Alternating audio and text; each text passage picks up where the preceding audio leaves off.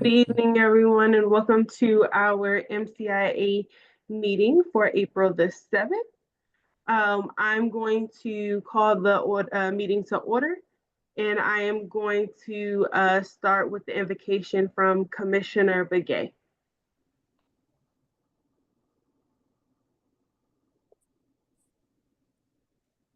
Our dear and most gracious Father in heaven, we ask thee for all of us to come together during this meeting to make great choices for our native nations within the state of Maryland. Heavenly Father, we ask that you please be with our nation's leaders to guide them and remind of everyone's humanity so that choices that benefit all can be made.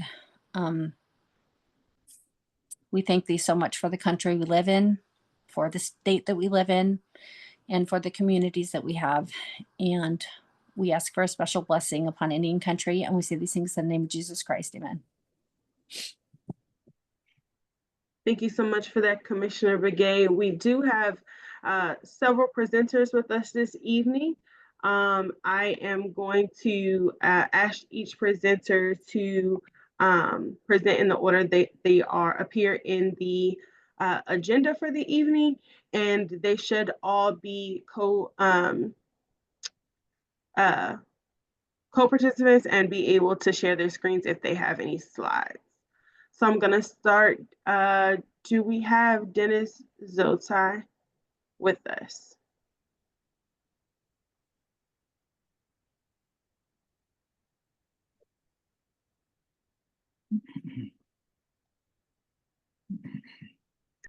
All right, we'll move on to Sabine Bailey. Hi, good evening, everyone. I'm here. I'm eager to present. Thank you very much for allowing me to participate on the agenda. Good evening, commissioners. Appreciate the time. I am going to share some slides. Can everyone hear me, by the way? Sorry. Okay, perfect. I was having some issues as always this morning, so happy to hear that it's all working. I can introduce myself. My name is Sabine Bailey. I am the special advisor to Secretary Kurtz at the Maryland Department of Natural Resources, and I'm here to share some of the work that we've been working on to provide updates on how we really want to improve our work with tribal members and the Indigenous communities in Maryland. So I've been working on a strategic framework, and I'm excited to share what that looks like, and I'm eager for your feedback and participation. So 1 second, let me share my slide. I think you should be able to see this, and I'm going to go into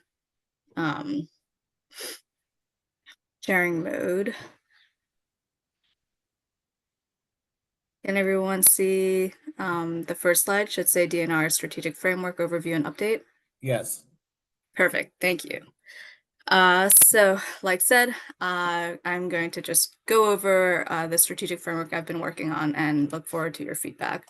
So before I begin, I want to sort of give a big overview of what the Maryland Department of Natural Resources is, just because we are a very big department, and I know that some of you are already working with some of our department units on some projects, and so just want to show that, you know, we want to have a more cohesive approach to our work and ensure that, you know, what we say is integrated across all of our units. So we have a mission statement, which is the Maryland Department of Natural Resources, a state agency, leads the state towards a resilient future by using data, partnerships, and an innovative spirit to improve ecological, social, and economic outcomes for all communities. And I think we're really striving to do that. And of course, we don't of course, given that we are the managers of all state public lands and waters, working with our Indigenous communities and tribal nations is really important. So just as an overview, to your right, you can see our departmental organizational chart.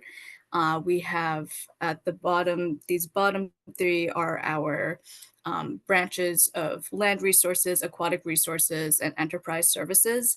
And so under our land resources, we have our park service, our forest service, our wildlife and heritage service, land acquisition and planning, unit engineering construction, and Maryland Environmental Trust. So most of those are pretty intuitive. Our park service manages all of our parks. Forest, similar to our forests. Wildlife and heritage service manages all of our sort of hunting and licenses and things like that. And then land and acquisition and planning thinks about our easements and our acquisitions as a state. And then under our aquatic resources, which is the middle column, we have our Chesapeake and Coastal Service, which really looks at coastal resilience.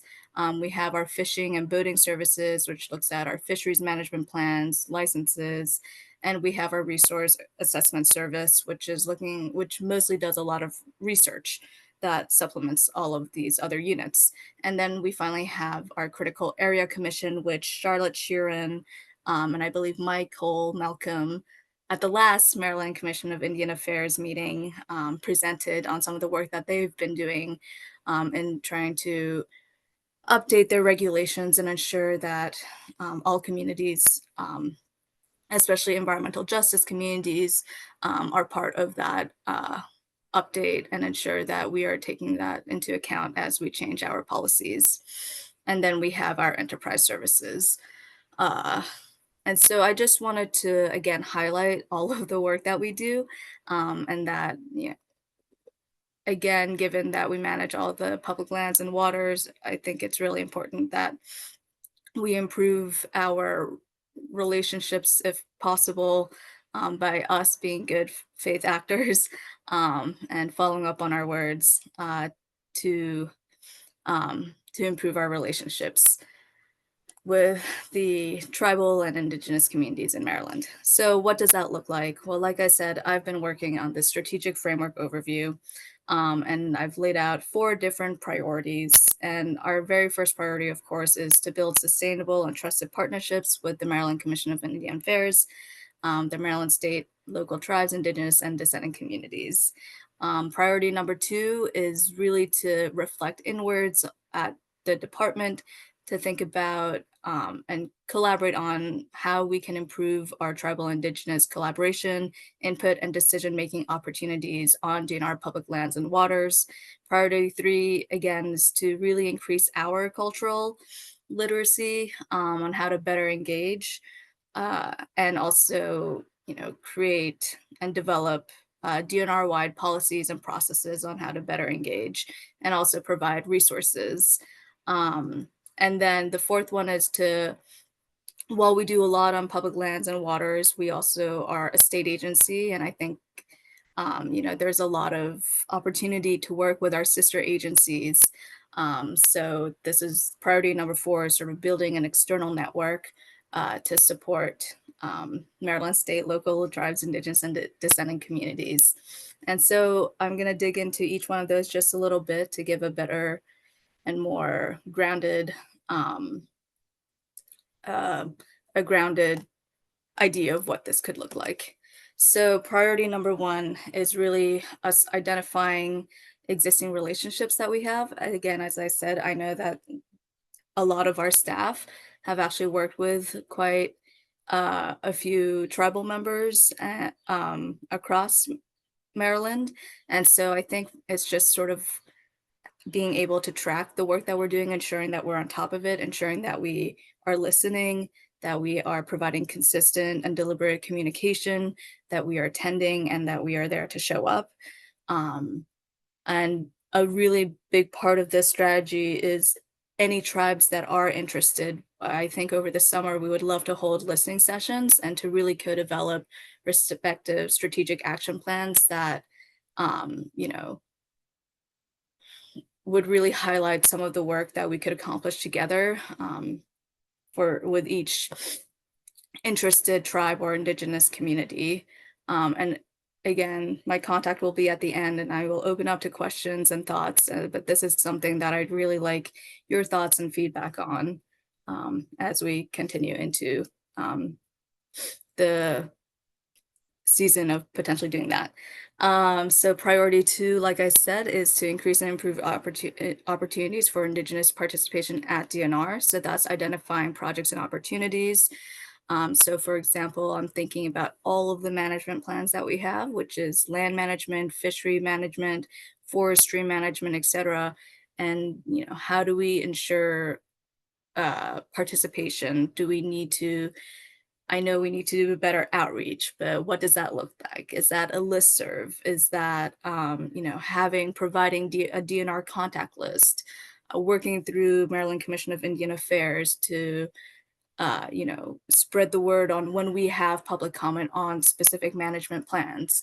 I know that there's a lot of work being done on interpretive signage, and thinking about cultural access as well as land use agreements.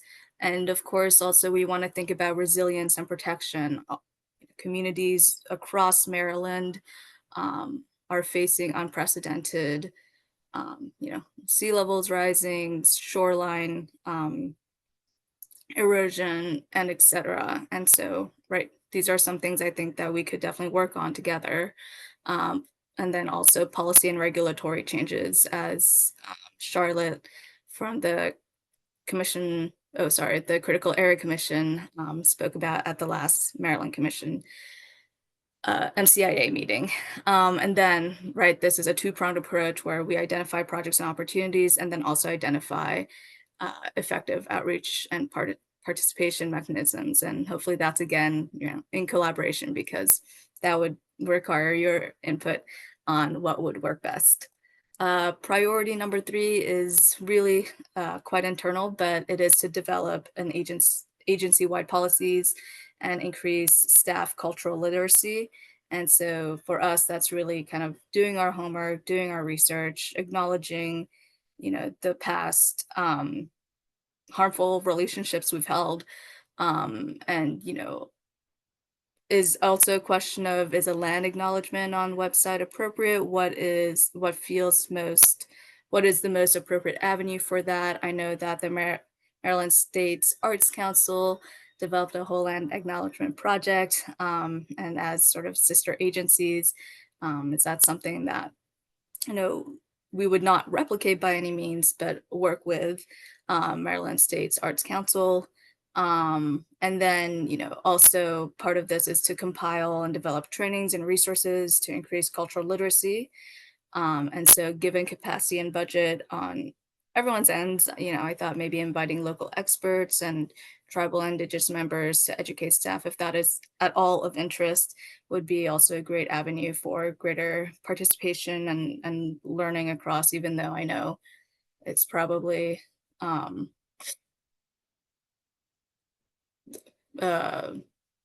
potentially tiresome to continue being the educators. And so that's why, a huge part of it is us educating ourselves.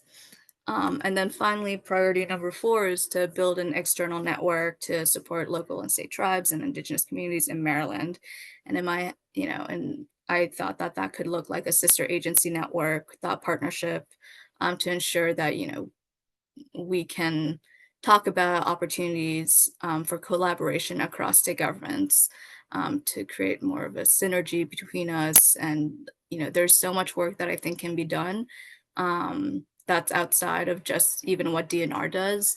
And how can we best support the Maryland Commission of Indian Affairs? How can we work with the governor's office? How can we as a state agency do better, basically? And this is sort of the ambiguity of priority number 4, but it is to think on a higher level beyond DNR. What can we do? And with that, that is the overview of the strategic framework that I've been working on. And I welcome any questions, thoughts, concerns. And if you are interested in reaching out, please do. My email is right there. And that's it for me. Thank you so much, Sabine, for presenting to us. I'm going to ask, are there any questions from any of the commissioners regarding the presentation?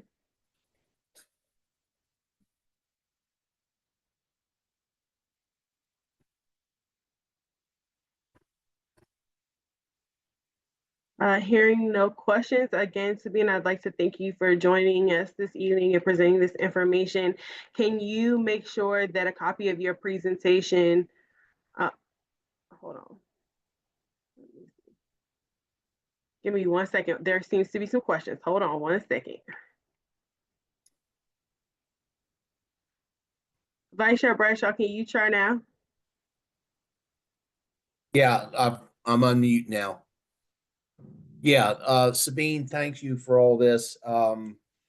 In my capacity, I have been working in the eastern region, helping with a couple of projects, make connections to the Pocomoke Indian Nation. For one, they want to do a signage project on the Pocomoke State Forest. So I've made connections there. So they're really excited to have that project going on and be a part of it. So yeah, we're making the connections. It's slow, but uh, to be, to update the MCIA ever so often, that is the thing to do.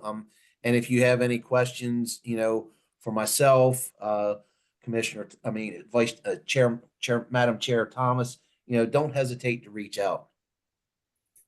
I really appreciate that, Tom. Of course, I appreciate all the work that you've been doing as a DNR employee and also as vice chair of this commissioner and making those connections. And thank you for telling me about this project. I had no idea about it, but that, that's music to my ears. And it's just, again, one of those things where, as I was saying, like DNR is so big, we want to kind of make sure that we are providing equitable opportunity across and ensure that we continue to do that good work that you just mentioned, Tom, and make sure that that's at a whole agency-wide level. So thanks. Yeah, Madam Chair, it looks like there's a couple of others that say they can't unmute. They may have questions or comments as well. I see them. I'm working my way down the list. So I'm gonna go to Commissioner Robinson now.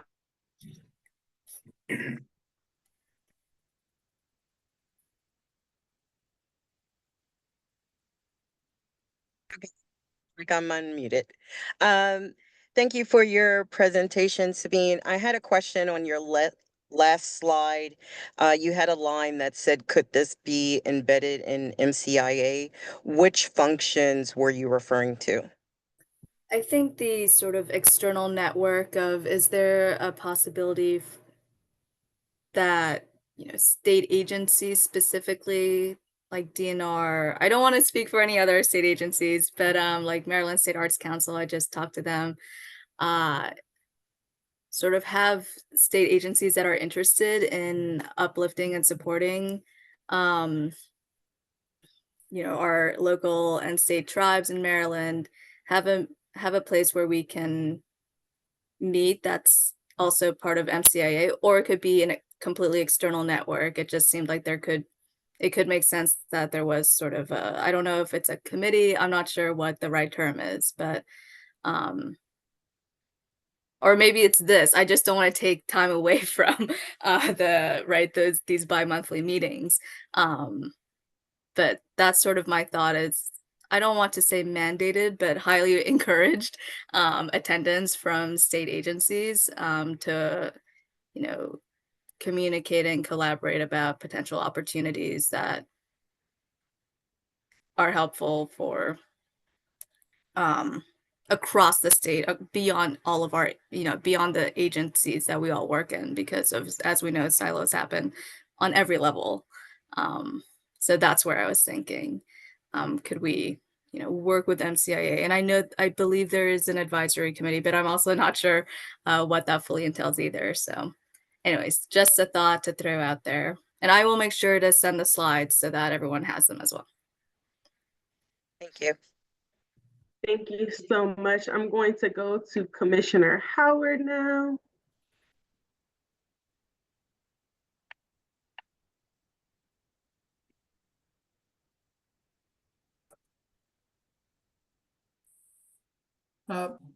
Thank you, Chair Thomas. Sabine, I just want to thank you for your presentation, and we look forward to continuing to work with Department of Natural Resources on future projects. Thanks. I always call you buddy, but I know that's not the right term. Your Chair Howard. Thank you so much. Yeah, look forward to our continued relationship and partnership. And I hope that we, again, throwing out this idea of holding these listening sessions to really co-develop strategic action plans, because, right, no community, in the same way that no indigenous community and tribe have exactly the same priorities. So I think having those strategic action plans could really help hone in on, actually implementing a lot of the work that I think would be really exciting. So just, again, throwing that opportunity out there, and I will probably reach out individually to see if that's of interest. Thank you so much. Were there any other commissioners that were unable to unmute who wanted to provide questions or comments? If you could either raise your hand or put it in the chat, and if not, then I will move on to our next presenter.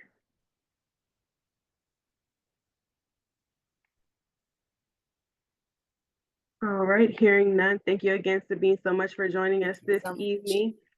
And I am going to hand it over to Carrie Lassard. Hi, Commissioners. Thank you so much for having me here today.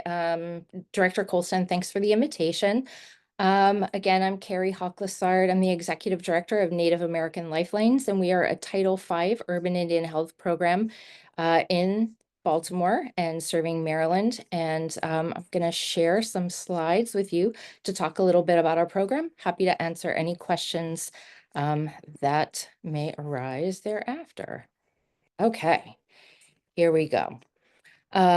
So I just wanted to situate Native American Lifelines within the IHS system. As most people know, IHS sits within the Department of Health and Human Services, or HHS, and it was established in 1955 to facilitate the trust and treaty obligation that the United States government has to tribes, and one of those obligations is to provide healthcare services.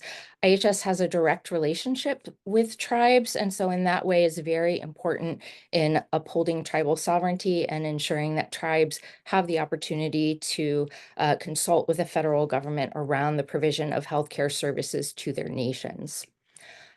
Urban Indian health programs are a subset of that, and really these came after a series of different changes, social changes within the country. So in the 50s and 60s, most of us are probably aware of the relocation policies that moved or compelled Native people to come to cities to have a better quality of life.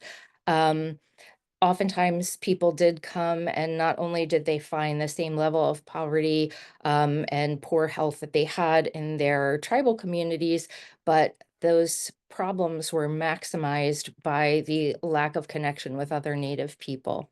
And so as a result of that, in the late 1960s, early 70s, when there was a lot of advocacy around civil rights, tribal leaders in South Dakota were really urging for there to be healthcare services for tribal folks off of the reservation. Right now, we estimate that over 70% of people actually live outside of their tribal communities and in urban areas for a variety of reasons. But because of these early activists in South Dakota, the first urban Indian health program was piloted in Rapid City. And because of its success in 1973, Congress funded an unmet needs study in Minneapolis. Again, that was a success. And so funding was appropriated under the Snyder Act. The Snyder Act of 1924, fun fact, that is the legislation that provided Native people with U.S. citizenship and granted them the right to vote.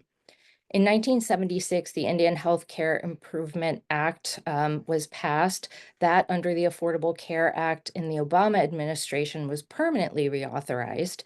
And under that legislation, Title V legislation allowed there to be services which could include direct medical care, mental health and substance abuse services, and a lot of health education services to folks living in cities. Now, I wanted to share the IHS area map. Native American Lifelines is within the Nashville area. And as you look at this map, you can see that that is the largest IHS area in the country. There are 41 urban Indian health programs across the country, but in the Nashville area, there are only 3 urban Indian health programs, and they are all in the Northeast. So Native American Lifelines manages Baltimore and Boston, and then there's a site in New York. But those are the only 3 IHS programs in the Nashville area for urban Indians. They're the only ones slated to be there. And so that really presents a significant rupture in care for a lot of folks.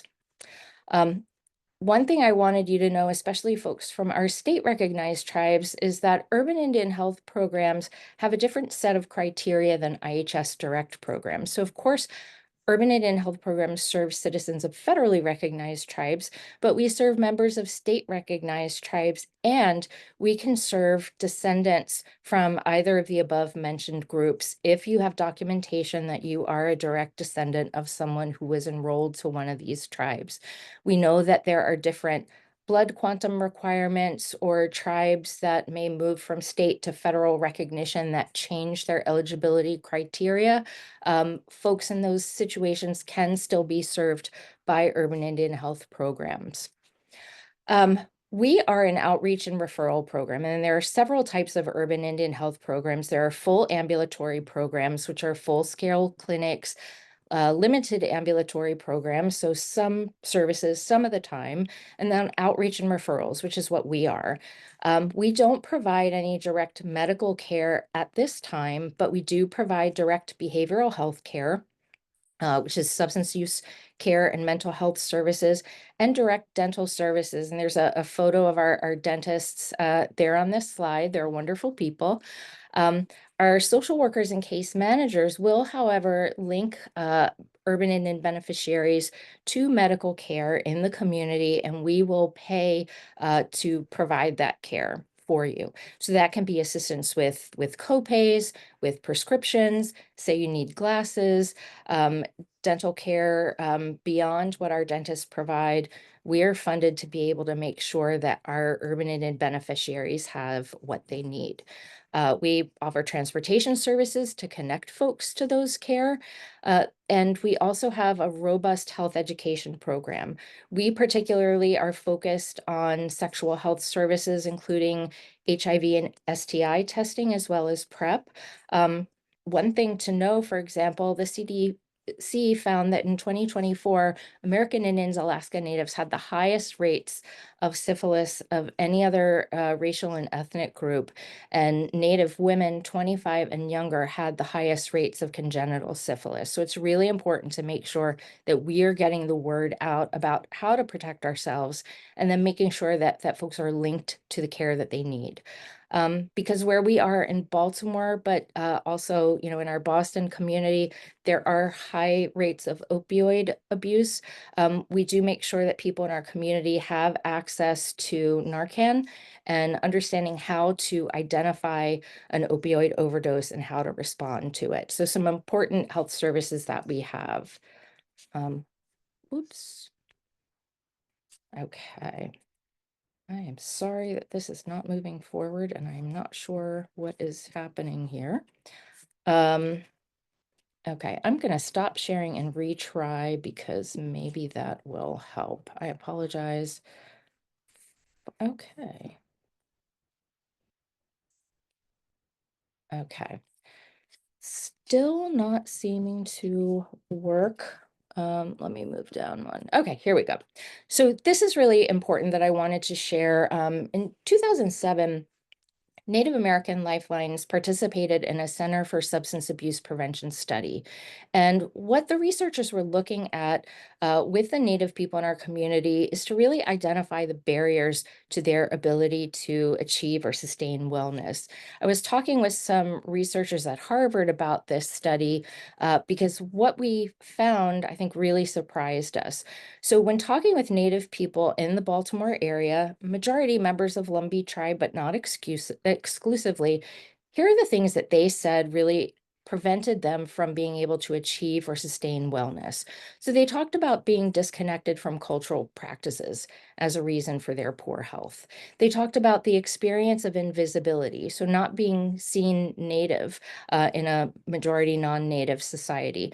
And then the experience of lateral violence from other Native people. Lateral violence just meaning that someone may think that because you don't speak your native language, you don't go to ceremony, that you are not as good as other Native people. And so the folks in our community really identified that as a significant problem and something that contributed to lower health status for them. I pulled out some quotes from that study that you can see here, but from these are actual quotes from people in our community that they are really talking about the disconnection, the invisibility, the lateral violence as factoring in their social determinants of health. Social determinants of health, by the way, are those things maybe apart from environmental factors like, clean water, maybe living near a mining community, but things like not having access to healthy grocery stores, not having access to, good quality housing. These issues that our community members identified were a kind of social determinant of health that impacted their ability to be well. We also picked up on the idea of historical and intergenerational trauma, and that's a term a lot of people have heard of. Maria Yellowhorse Braveheart, who's a Lakota psychologist, talks about the mass trauma experiences that people can have across generations. I think when we think of our boarding school survivors, for example, you may not have gone to boarding school yourself, but you have a parent or a grandparent and you're aware of those experiences, and that sits really heavy with you and can impact the way that you look at yourself.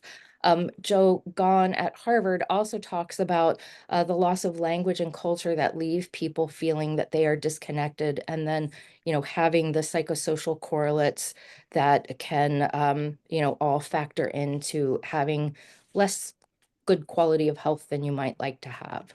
And so we see this trajectory that first you have the historical trauma and some of those qualities that people in our community identified, and they lead to what we call health demoting behavioral practices. So maybe that's drinking too much. Maybe that's not treating the mental distress that you feel. Maybe it's feeling, as some people in our community have told me, well, nobody cares about me, so why should I take care of my diabetes anyway? I'm just going to die. It doesn't matter.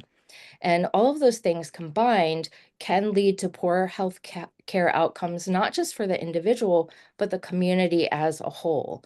And so, backing up. So based on that, so if people in our community are saying, hey, I can't be well because I feel disconnected, I don't feel seen, I don't feel good enough, that we invert that paradigm by starting from a place of traditional culture, indigenous ways of knowing, and from that, we offer healing opportunities to people in our community. Some quick facts that I wanted to share. So in this area, and this is just the Maryland and metropolitan area, I will share that Native American Lifelines does serve folks throughout the DMV. So we serve a lot of folks in DC, Delaware, Northern Virginia, but Native people represent about 2% of the total population in the state. We tend to be a younger population compared with non-Hispanic whites, and there's a lot of tribal diversity in our community. In Baltimore, again, we do see significant opioid abuse behaviors. And so that's why maybe some of our folks don't have the opportunity to grow to be elders.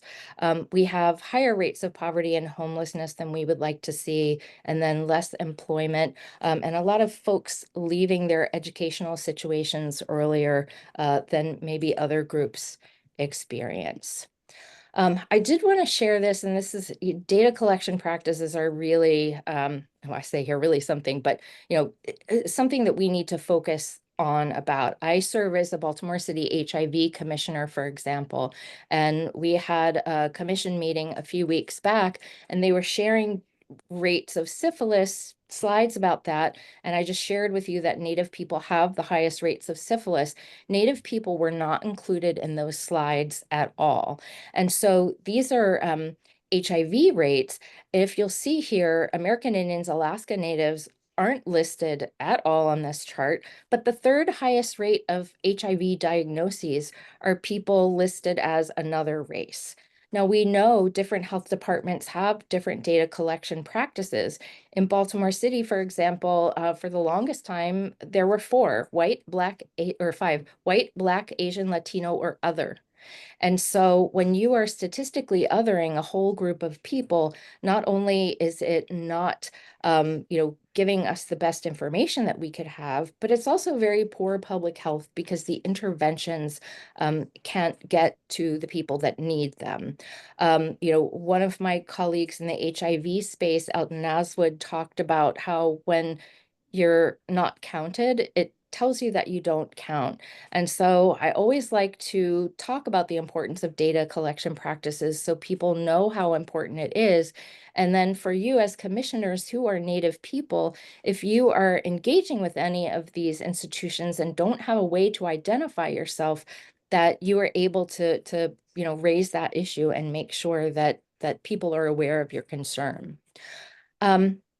So it's really important for us at Native American Lifelines, as I said, to make sure that we are providing services in a culturally grounded way, understanding that people are identifying the lack of having that in the services that they receive as something that harms them. So we identify the impacts of settler colonialism through our work. So for example, if people are feeling bad, the example of not speaking a language.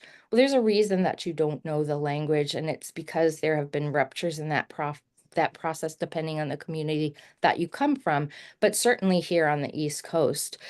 We make sure that we are really standing firm against lateral violence, against anti-Blackness in our community, against homophobia and transphobia, and really recognizing all people as relatives who are deserving of care, but that their healthcare impacts on the healthcare that the rest of the community has. And then we really want to provide opportunities for people to reconnect with cultural practices without judging or shaming them for the things that they don't know.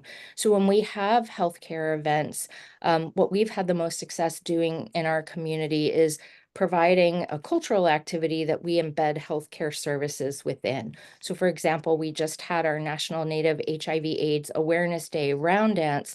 So people were coming to participate in the round dance, but in that environment, they also were able to connect with other healthcare providers, get tested for HIV, and have access to other services, including access to Narcan. Again, our community members have been really clear with us that they find that access to their culture is a healing for them, but also that it is a preventative factor. It's a buffer that can keep people well. And so we will always want to keep that front of mind in the work that we're doing. So again, information on our organization is here. I just wanted to thank all of you as commissioners and Director Colston for the opportunity to speak about the work that we do. I often feel that our services can be underutilized because people simply don't know that they exist. And we pay for so much dental care for people, their prescription drugs, their eyeglasses, emergency financial assistance. So if someone is facing homelessness or someone is, looking at utility cutoffs, in certain circumstances, we can help with that. And we can do a lot of things via telehealth. So if you're on the Eastern Shore or in Southern Maryland, we are able to serve you. So with that, I just want to thank you again for allowing me to speak today, and happy to answer any questions that you might have. Thank you so much, Carrie. I'm going to open it up to commissioners for any quick questions. Yes. First, I want to thank Carrie for coming and presenting to the commission today. I've known her for quite a long time, and the urban Indian health program has been around for decades. But what she and Native Lifelines has done has really expanded it beyond just the metropolitan Baltimore scope, and given more visibility to it. So, sorry, I'm losing my voice. I commend her and her group for doing that. In earlier years, it was mostly a Baltimore City effort, and they've really, expanded it beyond those borders, and now throughout the entire state and also the services. So, Carrie, thank you for that and what you're bringing to us today. Thank you. My pleasure. Any other questions or comments from commissioners? All right, hearing none. Carrie, I'd like to say thank you again.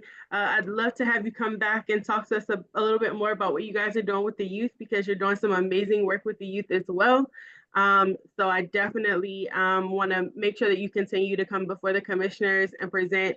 And if any information that you have regarding any of your events or activities, please make sure that you get it to us so that we're able to add it to the website and to make sure the commissioners are able to get that out to their communities. Thank you so much. It would be my pleasure. Have a Thank good evening. you. Oh, Commissioner Howard has a comment. Sure.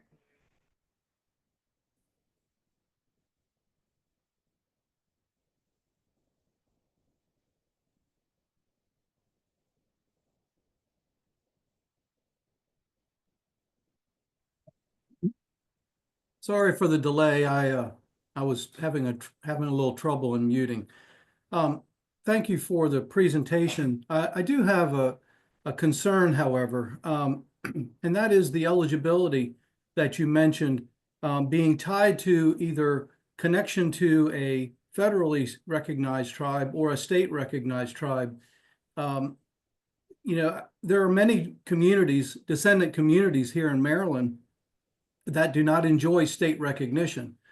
And while I know that's not necessarily within your purview to change that criteria, I do think that is a discriminatory criteria when it comes to descendant communities who don't otherwise enjoy some sort of recognition status.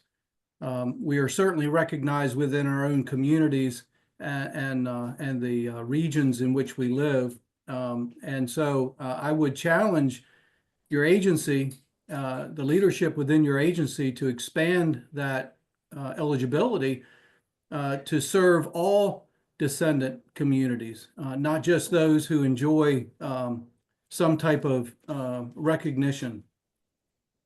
Well, thank you. And I'm glad you brought that up. You're correct. These are Indian Health Service eligibility criteria, and they are not within our purview to change.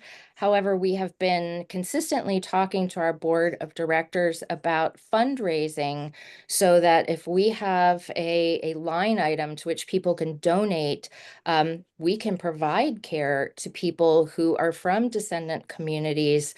And we can also demonstrate that we haven't spent any IHS dollars to do that.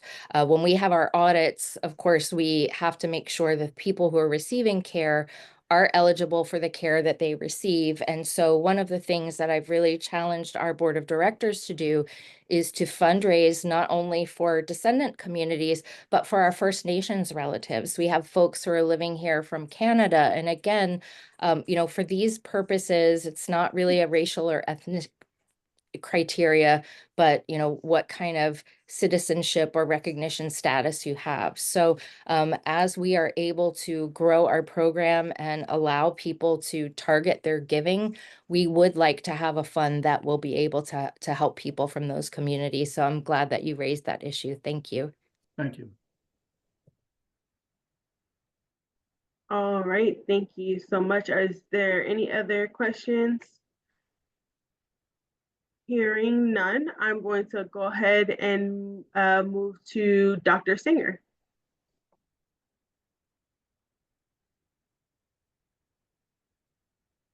Okay, hello. Thank you, commissioners, for your time. Can you see my slides? Great. Yes, we're able to. Chair. Thank you, Madam Chair. So I'm Zach Singer, State Terrestrial Archaeologist at the Maryland Historical Trust. Thanks for the invitation to present tonight. I'm going to present two very short updates on archaeology outreach at the Maryland Historical Trust. So the first event is Maryland Archaeology Month, which is April. So we are now in Maryland Archaeology Month. The Maryland Archaeology Month website, which is listed here, it's marylandarchaeologymonth.org, is up to date for 2025. Things that I wanted to note, the Archaeology Month website has a calendar of events for archaeology related events across the state of Maryland. So that's a good resource for folks who want to get involved in the archaeology community. There's also our booklet, our Maryland Archaeology Month booklet, which focuses on the theme this year, which is exploring Maryland's indigenous ceramics. So you can see on this slide the poster for Archaeology Month. And so that's the theme topic for the booklet, which is online as well. So check out that website, and hopefully the commissioners received in the mail Archaeology Month packets. So with a mini poster and a booklet and a magnet. So that's Archaeology Month. It is happening now, and there are events scheduled all across the state. The other event I wanted to bring to the commissioner's attention is the Maryland Historical Trust and the Archaeological Society of Maryland's annual field session in archaeology. This year, the field session will be held at the Teagues Point Archaeological Site, which is near Hughesville, Maryland in Charles County. It's on Maxwell Hall Park, which is a state of Maryland property. The event, the field session goes from May 23rd through June 2nd, every day, including the weekends. This archaeological site is believed to be an intact late 17th century domestic site, likely capable of addressing important research questions. You can see the photos of a kaolin smoking pipe, as well as a Westerwald tankard for drinking. The registration is live for the field session. It's on the Archaeological Society of Maryland's website, which is marylandarchaeology.org. And the Archaeological Society of Maryland has agreed to waive the registration fee for any participants that identify themselves as belonging to any of Maryland's indigenous tribal communities. So that's recognized or non-recognized. Anyone who's from the Maryland indigenous tribal communities can email the president of the Archaeological Society of Maryland and have that registration fee waived. So it'd be wonderful to have anyone in the archaeology community or anyone from the MCIA come and visit and participate in this public archaeology excavation. So with that, I'm happy to answer any questions, and I thank you for your time this evening. Thank you so much, Dr. Singer. Are there any questions from commissioners?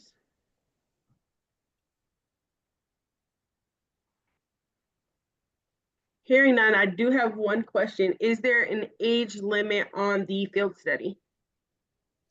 No. I think it's if you're under 16, then parents would be asked to stay for the day, just in case like a thunderstorm rolls up and we have to evacuate quickly. But anyone, all ages are welcome to come participate and learn about archaeology, for sure. All right, I do have another question from Commissioner Dunmore. Thank you, Madam Chairwoman. Dr. Singer, thank you for your presentation. I just wanted to get a clarification question. You said at the beginning that there were packets mailed to the commission members. Could you please explain what that was and make sure, because I don't recall receiving a packet. Sure. So hopefully we had so the Archaeology Month committee has a bunch of people on it, and one of the people created a mailing list, and I think they contacted the MCIA to get mailing. Maybe it went to 100 Community Place. I'm not sure where it went, but packets were supposed to be mailed to all of the commissioners, and it's the packet that gets mailed out to the public who is registered for this mailing, and in it will be a miniature version of the poster, the booklet that I just mentioned with articles discussing indigenous ceramics, and a little magnet that also has the poster. So hopefully they're somewhere for the commissioners. They should have been mailed to you all, but maybe they're sitting at 100 Community Place in a mailbox. So let me interject here for a second. Zach, if you can, go ahead and get me 9 packets back out. Make sure it's addressed to me as the administrative director so that we can disseminate that information to our commissioners. And I'll say that last year they did go to 100 Community Place. So yes, they ended up there last year. So that would be the best way. Thank you, Dr. Colson. Thank you all again. Appreciate your time. Thank you so much. I'm going to turn it over to Maria Day.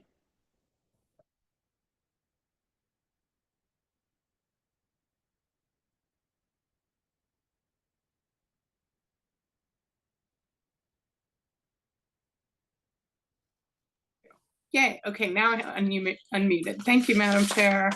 Thank you, commissioners, for your time and your very busy agenda this evening. I have a very, very brief update from the Maryland State Archives. I'm happy to report that I have been working with Administrative Director Mr. Colson on receiving a deposit of the Maryland Commission on Indian Affairs 1990s exhibit. This 1990 exhibit was called Birds Flew Off, and it featured content particular to Piscataway communities in Southern Maryland. And these panels are basically informational and framed photographs, both from community members, it seems, as well as photographers who were hired to work on that exhibit back in 1990. I am working with my staff. We have inventoried, I believe there are 43 panels. And my colleagues in our archives digitization lab are in process of starting to scan them. So I'm expecting to be able to distribute those images online and to Piscataway community members very, very soon. I would say by late spring, early summer. I also wanted to mention that as we approach the summer, probably by the next time you have your public meeting, I will have 2 volunteer interns working with me on Western Shore records this summer. We are going to be indexing land records and judicial records, starting with Prince George's County and some with I believe Charles County, but we're looking at all of the Southern Maryland counties, none of which we have done to this point in any depth. We've done only a smattering of records on the Western Shore. We're addressing that with the work of the interns. And the goal would be to take the indexed notification of any reference to a Native person, to Native communities, geographical names, and even Indigenous words that appear in the government records from this era, in the colonial era, and eventually get that data set pushed out to the MCIA database the Maryland State Archives has been maintaining. So this is a new development because we have not been able to deep dive into these records to this point. In terms of outreach, I've been asked to speak at a number of places about our Indigenous records indexing project and other related projects, including oral histories and things that we have done over the past few years. And I gave a presentation to the College of Information at the University of Maryland College Park. A lot of students who are learning to be librarians and archivists. It was a very big turnout of students, and it was a great evening for me to be able to present. I also spoke with some 30 or 40 Baltimore County teachers to give them an overview of the resources that are available both from the MCIA website as well as other state government websites. And of course, during that talk and during all my talks, I mentioned the Maryland Commission on Indian Affairs as being a really, really important resource that all these folks need to know about. And coming up this weekend, I'll be speaking to a DAR chapter, Daughters of American Revolution chapter, based in Montgomery County, and I'll be saying similar things to them. They specifically were curious about the project that we've been doing on Indigenous records. And lastly, I'm going to say that I am anticipating a new update of data and featured documents, hopefully some treaties that were identified and have been identified but are not out on our website yet, and we want to make them out there. And new oral history recordings that were part of our grant-funded project that we have gotten permission to put out there. So still working on some of those things. I'm expecting that update to happen sometime during the early half of the summer. And thank you very much for the opportunity to update. I'll take any questions if anyone has any. Thank you so much for sharing. Are there any questions from commissioners?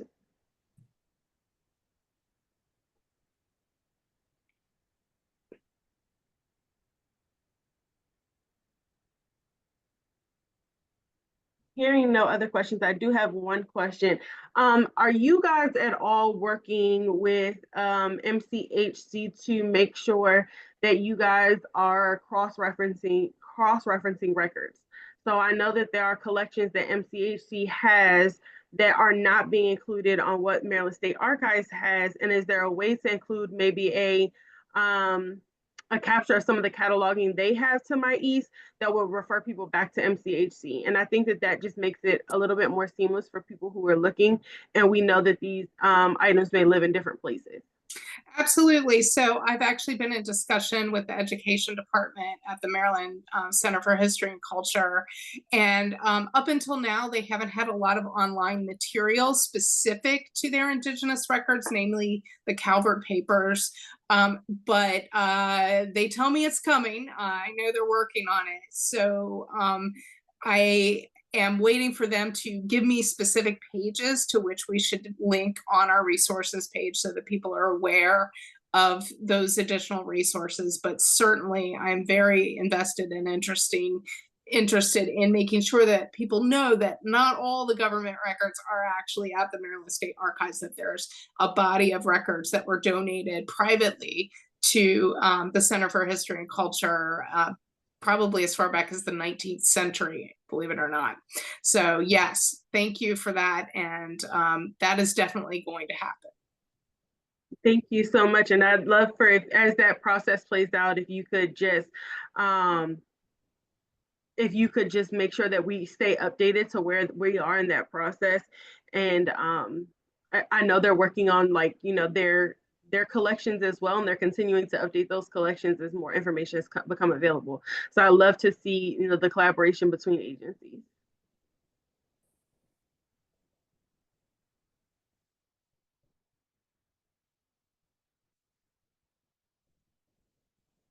Commissioner Bradshaw, did you want to come off mute to ask your question?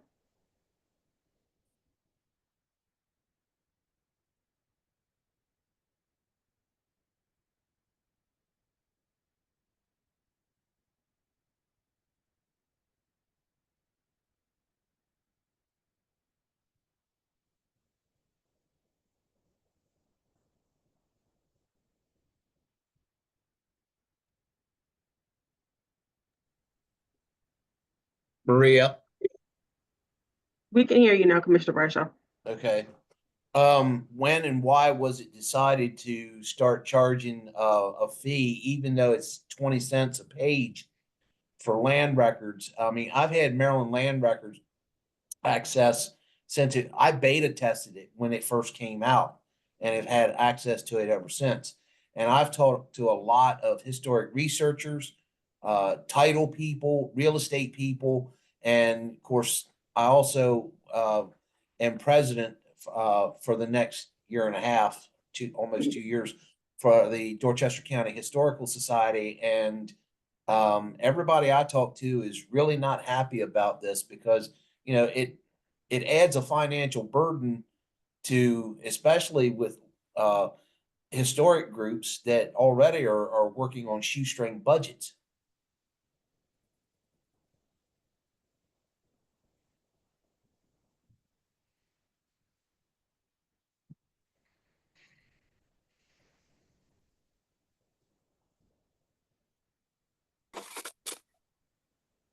Thank you, Vice Chair Bradshaw. I am aware that that a lot of people are feeling uncomfortable about the decision that was made by others. I had no role whatsoever in this.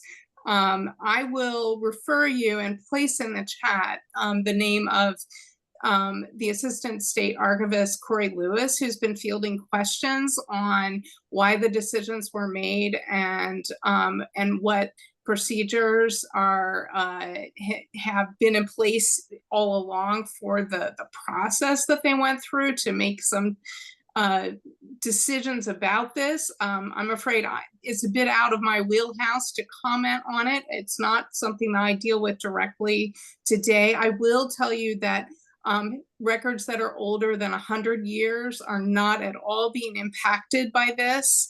And also any records that you should access at your local circuit court office or at the Maryland State Archives are also not affected by this. This has to do with records that are within the last 100 years. And that is all I know, but I will put in the contact information. I'll also make an effort tomorrow morning to reach out to Mr. Lewis to have him speak with you personally. Well, it also, throwing my work hat on, we use it a lot in the Forest Service.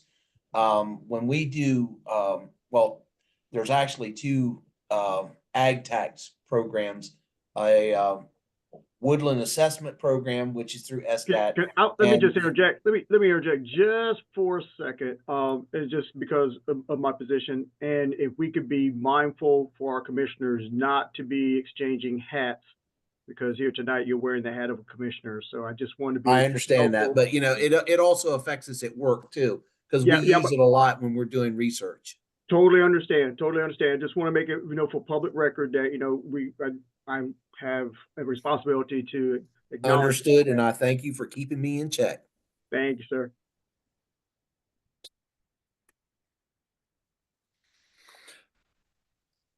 But yeah, the historic researchers and everybody I talk to in the nonprofit sector, they're really not happy about this.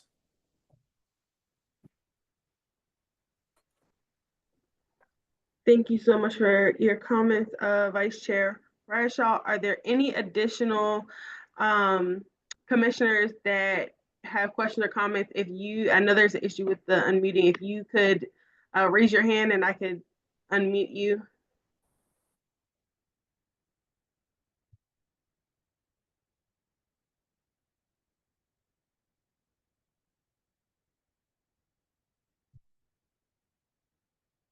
All right, seeing none. Thank you so much, Ms. Day, for joining us this evening and presenting and for answering the questions that we had. She did place in the chat the email on who to contact regarding questions on changes to Maryland land records for any commissioners who would like that information as well. Moving on from our presenters, I'd like to thank everybody who joined us this evening and presented to us. Make sure that Lisa has a copy of any materials that you presented so she can get copies to all the commissioners. And I am going to ask for the administrative report from Director Colson at this time. Madam Chair, thank you, Vice Chair Bradshaw, and to all the commissioners. If I do squint or pause, it is because I do not have my glasses for tonight, so I'm trying to get through all of these documents for your information. I will, in reference to time, as always, I will provide you with some simple facts and data, numbers in reference to my participation. And those numbers are in reference to 35 meetings, 1 on-site visit, 1 presentation, 4 events I attended, 5 reports provided, and 2 conference calls that I was on. Conference calls are, of course, calls that last more than 30 minutes plus. And so this is why you see only 2. Are there a variety of phone calls that I make that I'm continuously on? Yes, some of you, I was on those phone calls today, but they lasted only 5 or 10 minutes. That's why they're not listed in those numbers. Specifically, highlights that were involved. I want to thank each and every one of you who were able to attend the legislative night that was held February 26th. I would say that concerning those meetings that I have, 35 for this report, are always connected and leading on to something that we're currently working on, which would be our initiatives or ongoing projects that we are partnering with other state agencies or entities beyond state agencies. We are connected also to entities that are beyond the state of Maryland, which would be the Governor's Indian Interstate Council, which I serve along with other directors that serve in my position or like my position. And so just want to give you that overview. I would like to share also comments and concerns or event notices of GOCI. One being May 7th, GOCI is working with Maryland State Department of Education. On May 7th, there will be a 1-hour event, Zoom, virtually. This will be in reference to the ethnic commissions. You will be receiving an invitation from Cheryl Magdigan concerning this event that is specific for commissions, again, ethnic commissions. Second, announcing the Maryland 250 Commission event on May 5th. This event is for commissioners and staff. Further details to be provided. Point of contact, of course, is the director for the Maryland 250 Commission, Michelle Johnson. Her number, of course, 410-697-9590. Don't worry, this information will be forwarded to you concerning the announcements that I'm making, as well as you can review the video from this meeting that will be posted to the website. 3, letter to ethnic commissions from concerning Maryland, concerning the change in the executive order. The executive order, of course, relationship to the letter that went out from Larry Walker, Executive Director of the Governor's Office Community Initiatives. And I want to provide specific information in reference to the second paragraph. In January, Governor Moore issued a new executive order 01-01-2025-04 that clarified the role of the Governor's Office Community Initiatives and the ethnic commissions that reside within GOCI. The order rescinded the previous executive orders that created 6 of the ethnic commissions and reestablished the commissions to be composed of 15 members. As the legislative session has come to a close, we have shifted our attention to implementing the executive order, aligning the commissions to comply with the order. Now, Maryland Commission on Indian Affairs, and why this is being brought up is because we do fall under the ethnic commissions, but I would also acknowledge that the Maryland Commission on Indian Affairs legislation stays intact as it is, as well as the bylaws that govern our work and the conduction of our business, which goes unchanged, as well as the 15 members has to go through legislation, General Assembly, for that to occur. So this is more so in respect to the ethnic commissions that were established by executive order. And this is what I wanted to bring to your attention concerning those announcements from GOCI, as well as the event. The last thing I would like to mention and bring to your attention are the appointments, newly appointed individuals. This was shared with you concerning Friday, April 4th, 2025. Governor Moore swears in new executive leadership to key positions across the state. I encourage you to, if you have not reviewed that, to do so. But one of the things I would bring to your attention would be the Maryland Secretary of Appointments, which is newly appointed Secretary Molly Byron. She is no stranger to us concerning GOCI, but yet again, newly appointed to that position. Why is that important? Because if you're keeping up with your appointment dates, some of those will need to be reviewed. I will do so on an individual basis with each of you concerning your appointment dates, concerning if they have come to an end by the paperwork that we have, as well as that if they are coming up for an end date as well. And so I just want to ask you, if you would, to provide me with any documentation you have concerning your appointments, as I will have a meeting with the Appointments Office on April 10th. That will conclude my report. If there are any questions by you, Madam Chair, Vice Chair Bradshaw, or the other commissioners. Thank you so much for that report. Commissioners, are there any questions? Again, if you cannot unmute yourself, raise your hand and I can make sure that you get unmuted.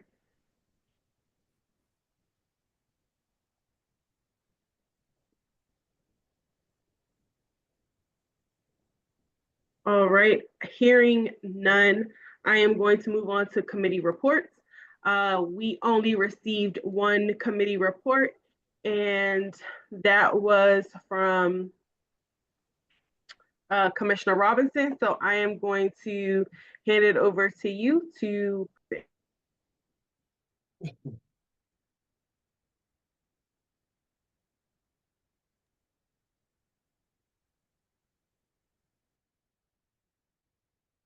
Thank you, Madam Chair.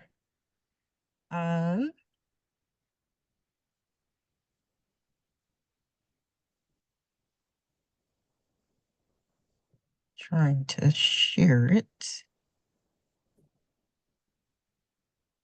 Well, it's a simple update that the Economic and Social Committee has sought members and has put forward 2 potential members. And so I am making a motion to do a vote for those potential members on a special call this week, Friday, April 11th. All right, and just so I can make sure that that is recorded by Lisa, can you repeat your motion once again? Sure. So I move that the nominations put forward for the Economic and Social Committee be voted on during a special call on Friday, April 11th. All right. Thank you.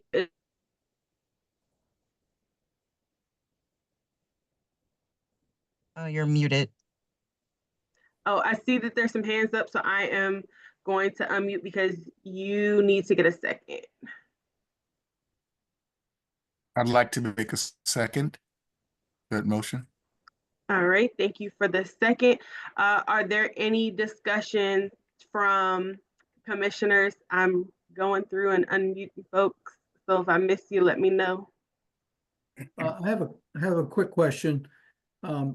Unfortunately, I will not be available on Friday. Was there a reason that we couldn't handle this tonight in tonight's meeting?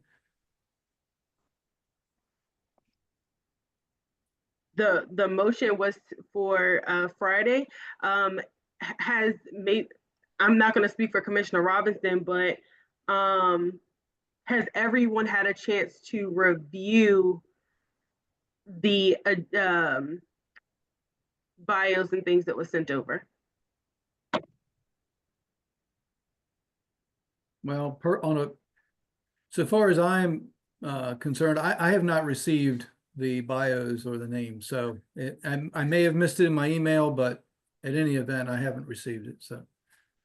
So with that being said, that may be the reason is they were sent out.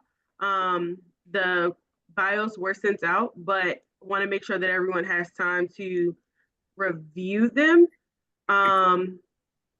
prior to us making a vote, because I want people to know who they're voting for. sure. Okay, no problem. Any other comments before we take a vote? All right, hearing none. If you're able to unmute, you can unmute. If not, you can show by show of hands. All in favor? Aye. Aye. Aye. Aye. Aye.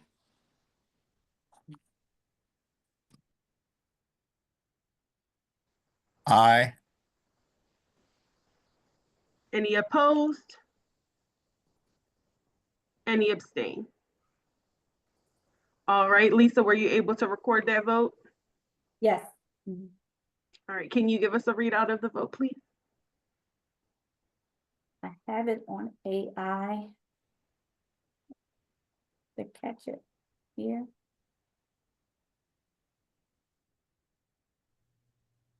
I think it was all 7 commissioners.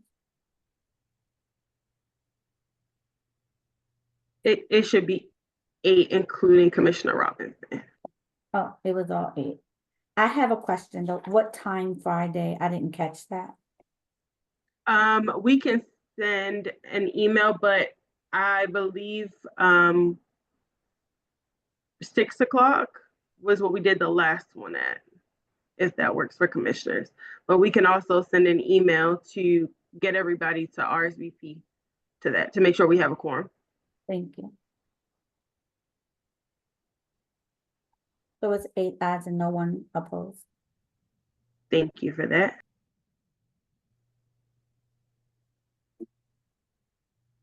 We did not have any other committee reports. However, I am going to ask Director Colston for an update on Point Park.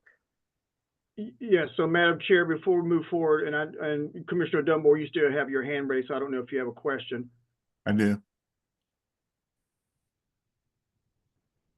Go ahead, Commissioner Dunmore.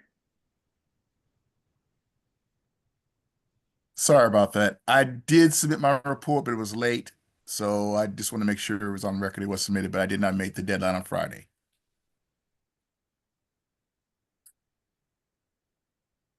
Okay. Thank you. You emailed the report to Lisa? Okay, so before we move to Point Park, Director Colston, I'm going to allow Commissioner Dunmore to share the Education Committee report.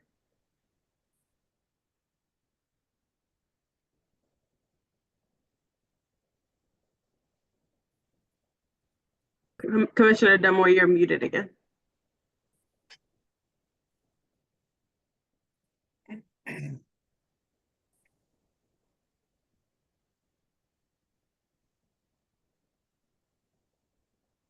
Okay. We can. Okay, sorry about that. I apologize. I assume you can hear me now.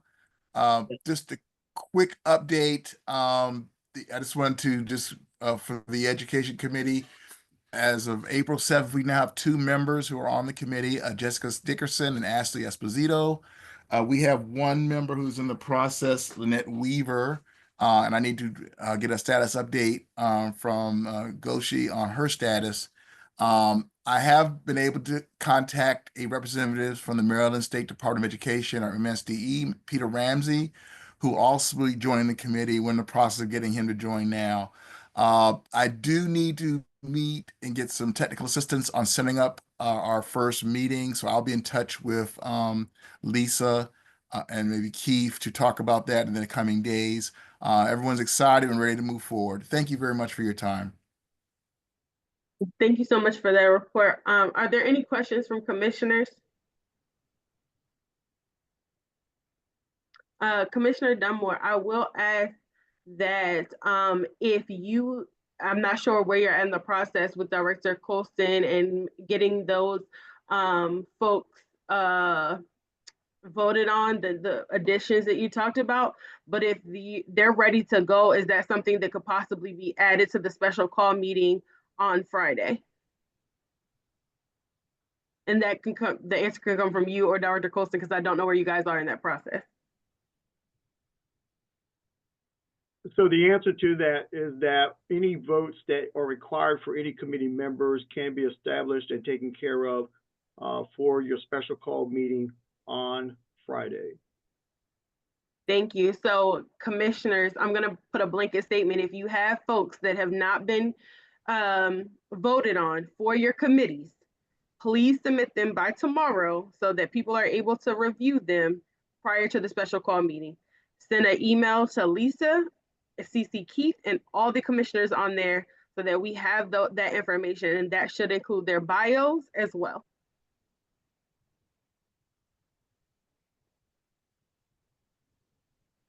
Madam Chair, Yes. I just want to identify that we do have individuals who are representing the work that's being done with the grant for ICWA. Those individuals, Mr. Earl Evans, I will call his name out only. He can do some introductions, but I do believe that they are prepared to present that information. I do apologize if the agenda does not reflect that. I would take responsibility, but I would ask and request that they allow to present this information if possible. Absolutely, Dr. Colson. Mr. Evans, I will turn it over to you to present.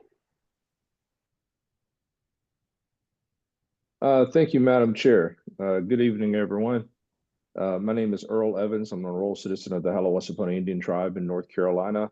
I'm also the Director of New Market Initiatives at Red Cedar Solutions, tribally owned 8A company. And with me, I have my colleague, Mr. Jack Trope, Esquire, who is collaborating with us also and concerning the state equal contract. So I thank you for giving us just a few minutes. Just wanted to update you all a little bit on what's happened so far and let you know some upcoming dates that you can keep in mind because some of them have changed since our last discussion with you. So without further ado, I'll turn it over to Jack first to talk about the training that was just completed and give you updates on those dates. Jack? Thank you, Earl, and thank you, Chair Thomas, for giving us a few minutes, and thank you, Keith, for getting us on the agenda. You may recall that we met with you back in the beginning of December to fill you in on this, and things have moved a little bit slower than we anticipated. I will very quickly just kind of put up the slide that we showed you last time and just as a reminder, and in case there were some of you that were not present at the last meeting, but the goal of this project, Red Cedar, has a contract with the state to strengthen Maryland's ICWA policies. And it will do this through consultation with Maryland tribes, key stakeholders, and out-of-state tribes with significant populations in Maryland. And there'll be an analysis of those policies, taking into account those consultations, as well as the regulations that the Department of Interior enacted subsequent to when Maryland adopted its policy. And so we have finally started moving forward after a lengthy delay, and we have started doing training for the agency personnel who will participate in the consultation. There was a feeling that the consultations could not be very productive unless the agency folks were a little bit more familiar with Indian child welfare than they may have been otherwise. And so we have done that. We've done an in-person training. We have another virtual training scheduled for later this week for the agency personnel. And then that will be followed by the consultations. And so what I'd like to do is turn it over to Earl to talk about the consultation process. We are now looking at early June for the consultation with the Maryland tribes and stakeholders. But Earl, maybe you can provide a little more information. Thank you, Jack. So right now we're looking at the last week of May, first week of June, around that date to hold consultations with federally recognized tribes first, and then with state recognized tribes after that. And the process we're going to utilize is we're going to try and get the largest populations of tribes.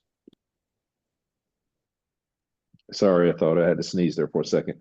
The tribes that we know of that have the largest populations based on census numbers, representatives of those tribes into the federally recognized tribe consultation, and want to give them 30 days notice in advance of when that consultation is scheduled to occur, so that they can have their ICWA contacts participate in that session so that we can explain to them what this project is, what it's about, set parameters for how the state can go about conducting appropriate consultation with these tribal entities, what they consider to be consultation, et cetera.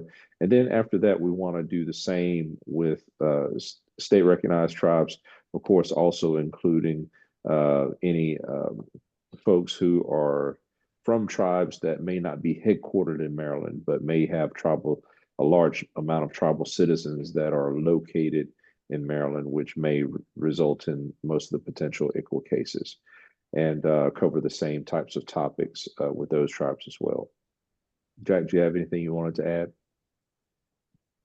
The only thing I would add is that I think as part of the consultation process in Maryland, we want to invite all the commissioners to be a part of those consultations. And so that's another way in which we hope we can get as full participation and as much input from the Maryland Indian community as possible. So, and again, that'll probably take place at the beginning of June. And as soon as we have a firm commitment from the agency, we'll make sure that we let Keith know and hopefully, and you can hopefully let the commissioners know as well.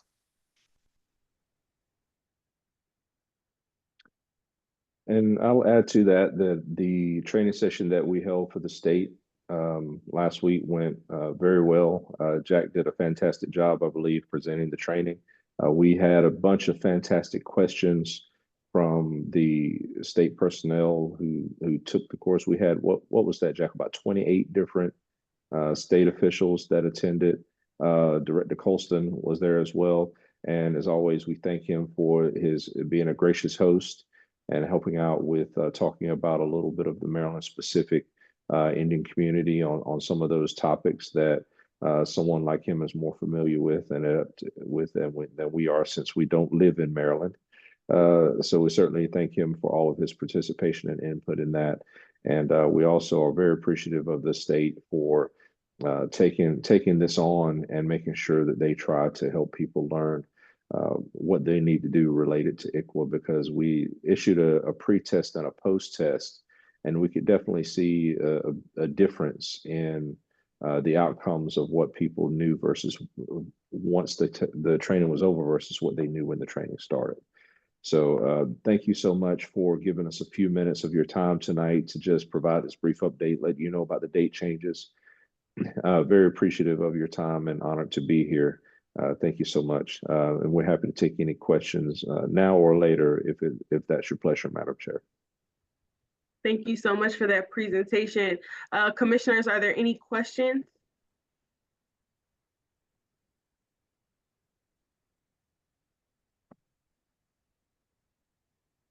I'm not seeing any other questions. I do have one question. Is there, you mentioned, because my question was going to be about evaluation, right? And so you mentioned your pre and post evaluations that were done. Are there going to be, is there going to be a report or a share out of like what that looked like overall from all of the trainings, of kind of like what that baseline knowledge was and then how the training improved, and then improved that baseline?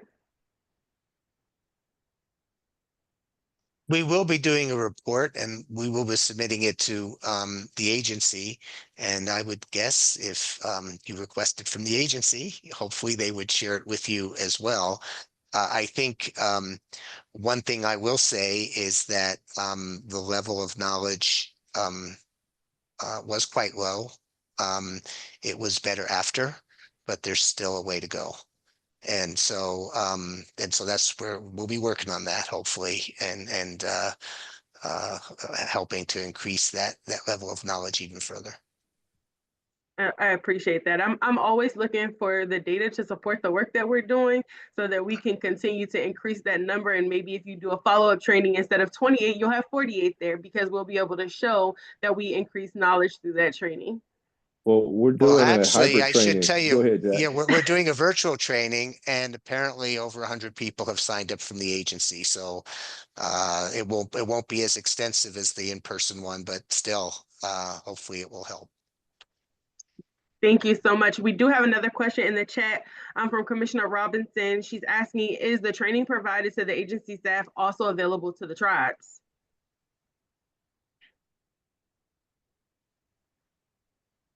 I mean, it could be. Theoretically, I don't know why it couldn't be. I'm not sure exactly. I mean, the agency could have invited, I guess, the tribes to this one, or I guess they haven't though, huh? Probably not. But yeah, it certainly could be for future trainings. We'll certainly mention that to the agency that would be a good idea to be doing that. That might be, if there's the ability for either commissioners or tribal members to join the virtual one, would you share the opportunity with Director Colston so that we could get that out to the community? I think we can pass along to the agency the request. I mean, they're sort of the ones who send out the invitations and decide who's coming, but we'd be happy to share it with them that some of the tribes are interested in in attending, because it's not too late. It's on Thursday. And if they're, as long as they're okay with it, we certainly are. Thank you so much, and look forward to hearing if they're open to that. Okay, well, I will send off an email as soon as we get off. Thank you. Is there any additional questions or comments from commissioners? All right, hearing none. Thank you, Mr. Evans and Mr. Trope, for joining us and providing an update. And I look forward to your May, June sessions as well to hear more about what you're doing with the consultation. Thank you. Thank you, Madam Chair. All right, Director Colston, I'm gonna jump back to you for a brief update on Point Park. Understood. A brief update. They do have a ribbon cutting ceremony that will take place on May 1st. The work that has been done leading up to this point allows this to occur. The ribbon cutting ceremony will be by invitation only, as far as I'm aware of. And if I find out something different, I will inform any and all of this information. There are other events that will occur as far as besides a ribbon cutting that will be official representation of those that were involved, those who played a part, whatever aspect that was. I have not been provided a date for that as of yet, but that is my update concerning Point Park. I will also state for just a brief follow-up is that the work that of the working group was definitely impactful. That they took as much as they could with the feasibility of the suggestions that were provided. Also, the tribal consultation that was in play, as well as the community commenting in periods that were provided by Wopila LLC, as well as Waterfront Partnership. Top notch is something that should be mimicked for other entities that decide to do things for or with tribal people. And so once again, we'll continuously provide that information as it's updated.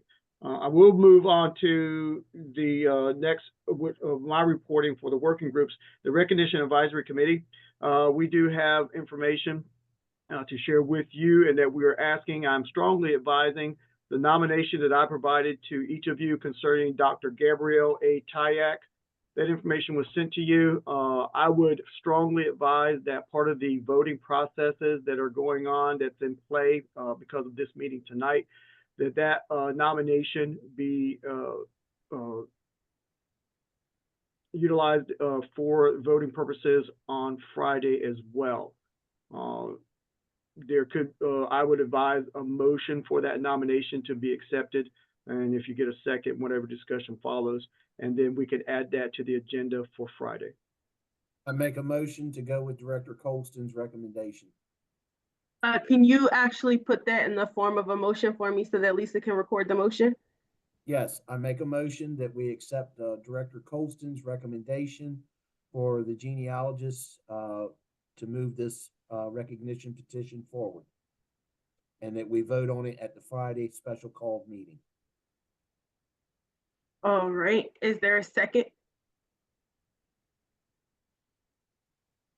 Looks like Commissioner Robinson has her hand up as a second. And then is there any discussion? I will go on to say that I understand that one commissioner said that they weren't available Friday, but I do impress upon the rest of the commissioners that if they can to attend this, so at least we do have a quorum, so we can get this moving forward and get it off our plate, because it's been on there for a while and we really need to get this moving forward. All right, thank you for that. I'm going to ask, are all in favor? Aye. Aye. Aye. Aye. Any, Aye.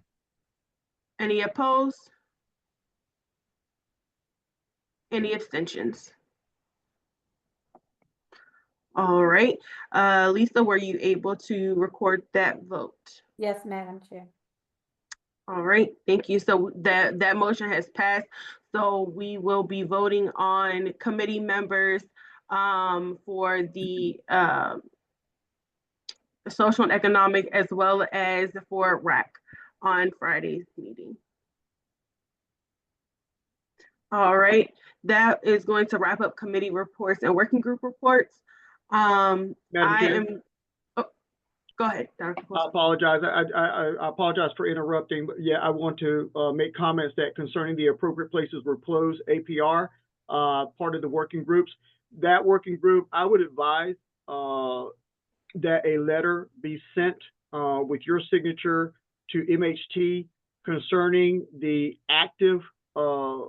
activation of the appropriate places opposed working group that consists of 5 individuals from the Archaeological Committee, as well as members from the tribal community.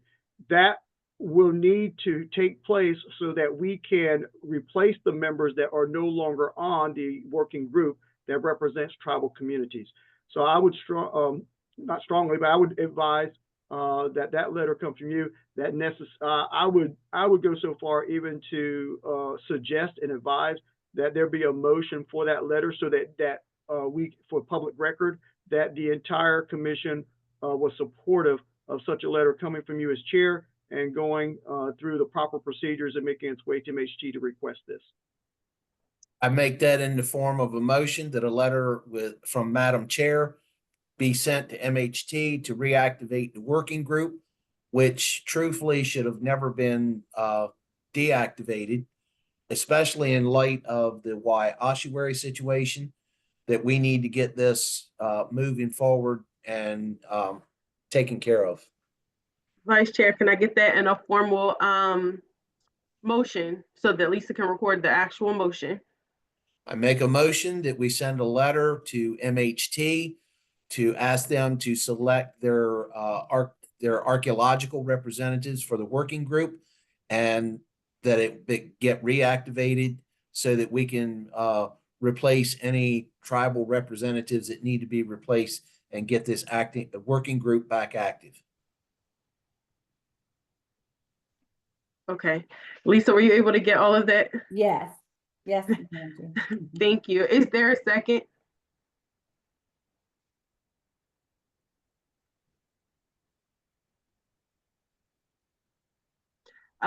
Commissioner Howard has seconded that motion.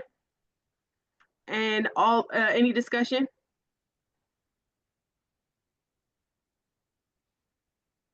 Hearing no discussion, I'm gonna call for a vote. All in favor? Aye. Aye. Any opposed? Any abstentions? All right. Lisa, were you able to record that vote as well? Yes, Madam Chair. So the motion has passed for a letter to come from myself to MHT to reactivate the APR working group and to replace any folks that need to be replaced on there. And I've already provided comments in reference to Maryland 250. That will complete any and all comments from me concerning working groups. Thank you so much. We took care of, we had on old business rack as well. We just took care of that. Any new business that any of the commissioners have?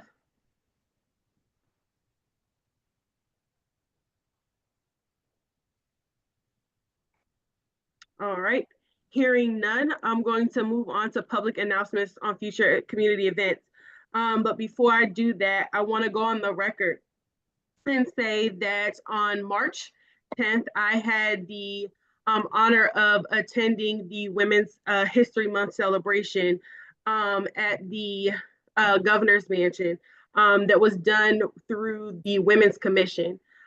This year, as part of their Hall of Fame, they were looking at inductees who had changed the game in the political realm, and that was how they were selecting their nominees. And I do want to congratulate Chief Donna Abbott as being an inductee into the Hall of Fame for the work that she's done with her tribal community and being seen as a political figure in the state of Maryland. So I would like to go on record and congratulate her for that honor. And it was such a pleasure to be there to see her accept that. And then I'm going to open it up about any future community events. Madam Chair, I, like you, was at a past event this past Friday. The Washington College in Chestertown, during their semester of Chesapeake Studies, did a project called Chesapeake Change Makers and interviewed a number of folks from the region, myself included, and they did a little mini museum display of some of the interviews, some photos, and what it was very well done. And you know, I was able to give an indigenous perspective about traditional ecological knowledge, and you know how I've seen my area in the Bay region change in my lifetime. Dorchester County was well represented. We had Matt Whitbeck from Blackwater as one of the change makers, Jay and Susan Meredith with the Bucktown Community Village and the Bucktown store that's on the Harriet Tubman Trail. So it was very well done, and kudos to the students. Thank you for that, Vice Chair Bradshaw. Is there any other community events that commissioners would like to share? Commissioner Howard. Yeah, I'd like to let everyone know that on last Saturday of April, the Chacon Village Day, it's April the 26th. Chacon Village Day in Vienna is going to be held. It's a intertribal event that includes representatives of the Nossawawash and the Pocomoke, as well as the Nanticoke out of Sussex County, Delaware. So the grounds and activities will be very informative, we hope, very educational. So we would invite everyone to come down to Vienna, Maryland on April 26th. And buddy, I will see you there. Sounds good. Thank you, Commissioner Howard. Any other commissioners have any future events that they would like to share?